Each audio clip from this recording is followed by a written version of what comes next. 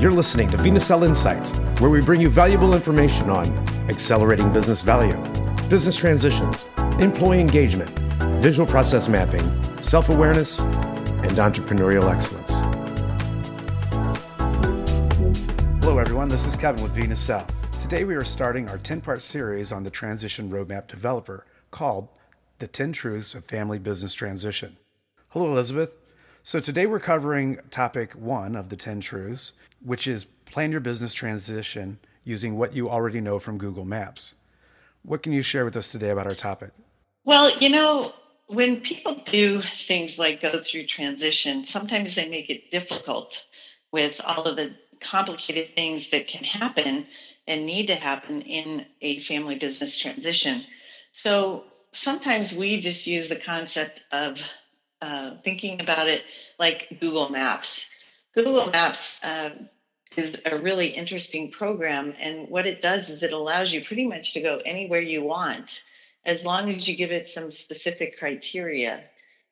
Big things that it needs are your current position, and it also needs your destination.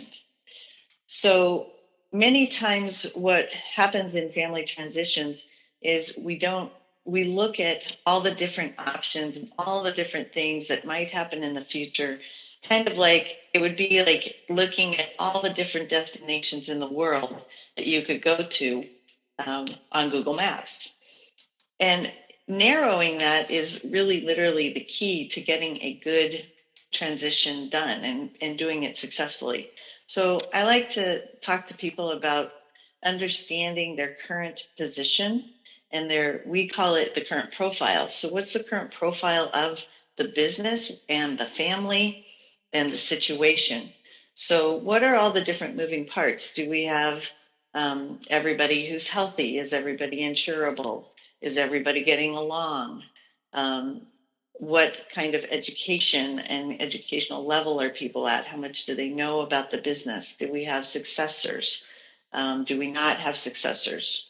Do we have too many people who might want to be successors? What kind of governance do we have in the company?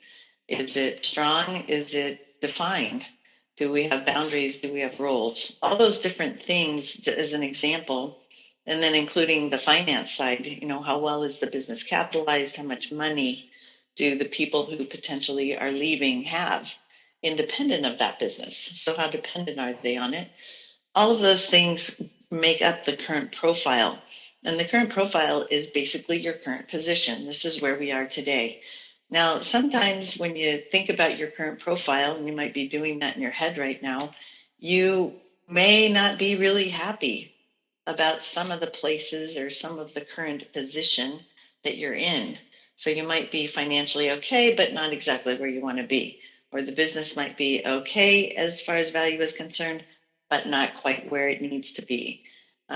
Those types of things, or even relationships. Relationships are okay right now, and I'm worried about whether they'll be intact as I walk forward in this based on some of the hard things that we might have to do.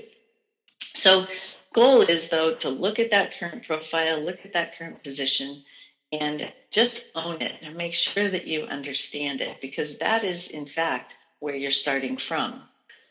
So then the other thing that Google Maps needs, once you have your current position well defined and understood, the other thing it needs is it needs a destination. The destination is kind of tough to do, but in our 10-part series here, we're going to talk to you later on how to do that and give you some ideas on that. But in Google Maps, you can't go anywhere without a destination. It won't give you any directions without that. So defining that final destination, or even a step in your journey, right? It doesn't even have to be the very, very, very end. It could be, here I am, this is where I'd like to be in 2 years or 5 years. And once you have that spot, that destination spot, then in Google Maps, it'll give you the route. Sometimes Google Maps gives you more than one route. And if it gives you more than one route, which is typical also in life, there are many ways to get from where you are today to a destination. Lots of different paths that you can take. And so in in using the Google Map concept in planning your transition, the neat thing is to, once you have that destination, look at the different paths that might get you there and look at the different roadblocks or construction that might slow you down or be along the way. And also look at the fun things that you're going to get to do along the way. Because in one route, you might get to do more fun things that are fulfilling than in maybe another one that might be even more direct, but not as great.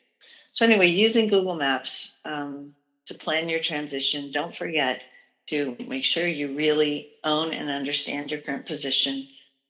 Understand a destination, even if it's not the final destination forever, and then pick the route along the way. Wow, very insightful. Thank you, Elizabeth. And thank you all for listening today. For more information on the Transition Roadmap Developer and the other services provided by vNacelle, please check out our website, www.vnacelle.com. Again, that's www.vnacelle.com. Thank you all. Have a wonderful day.